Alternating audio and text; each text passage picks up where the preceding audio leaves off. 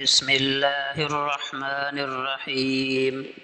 عزیز دوستوں اور بھائیوں، ہماری زبان اکثر ہمارے کردار سے آگے نکل جاتی ہے۔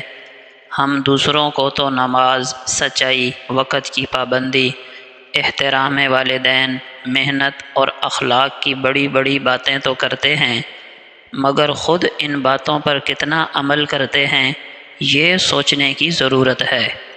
بچے اپنے والدین کی نصیحت سے زیادہ ان کے عمل سے سیکھتے ہیں۔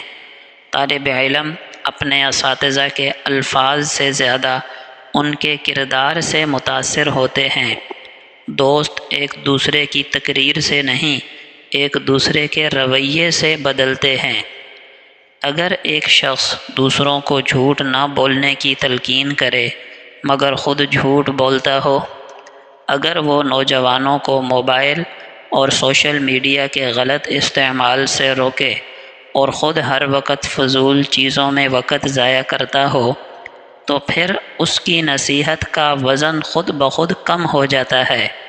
نصیحت وہی اثر کرتی ہے جس کے پیچھے کردار کی طاقت ہو۔ اس لیے بولنے سے پہلے خود کو دیکھ لیا کریں، جو بات میری زبان سے نکل رہی ہے کیا وہ میرے عمل کا حصہ بھی ہے؟ جو اصول ہم دوسروں کے لیے مقرر کر رہے ہیں، کیا ہم خود ان پر قائم ہیں؟ جب ہمارا کردار ہماری بات کی گواہی دے گا تو پھر ہمیں زیادہ بولنے کی ضرورت نہیں پڑے گی۔ ہماری زندگی خود ایک زبردست نصیحت بن جائے گی۔ محترم دوستو، عزیز نوجوانوں، وقت انسان کی زندگی کا سب سے قیمتی سرمایہ ہے۔ اگر مال جاتا رہے تو دوبارہ مل سکتا ہے، صحت خراب ہو تو دوبارہ بہتر کی جا سکتی ہے، لیکن وقت کا جو لمحہ گزر جائے وہ کبھی واپس نہیں آتا۔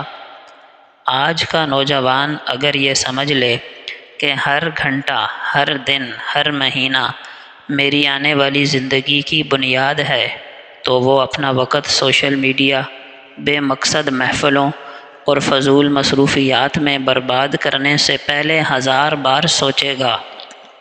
دنیا کے وہ لوگ جنہوں نے بڑے بڑے کارنامے انجام دیے، سب سے پہلے انہوں نے وقت کی قدر کی، اپنے لیے شیڈول بنایا، ترجیحات طے کیں، صبح و شام کا ایک نظم مقرر کیا اور پھر مستقل مزاجی سے اس پر عمل کیا۔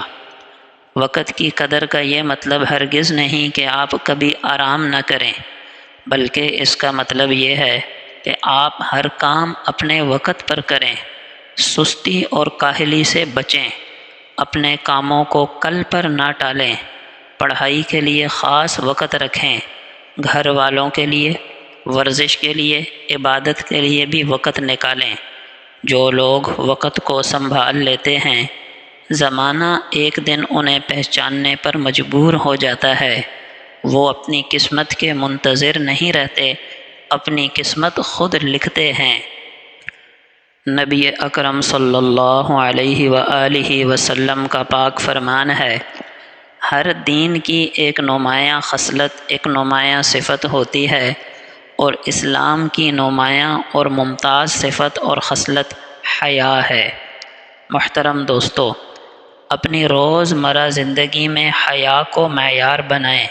لباس میں، گفتگو میں، میل جول میں دیکھیں کہ کیا میرا طرز عمل ایک باحیا مسلمان کی عکاسی کر رہا ہے یا نہیں کر رہا۔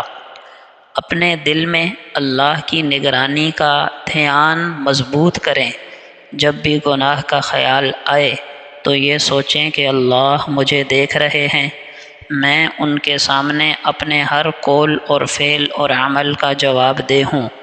نماز، تلاوت اور دعاؤں کے ذریعے دل کو زندہ رکھیں تاکہ حیا، شرم صرف ایک عادت نہیں بلکہ ہمارا شعوری فیصلہ بن جائے۔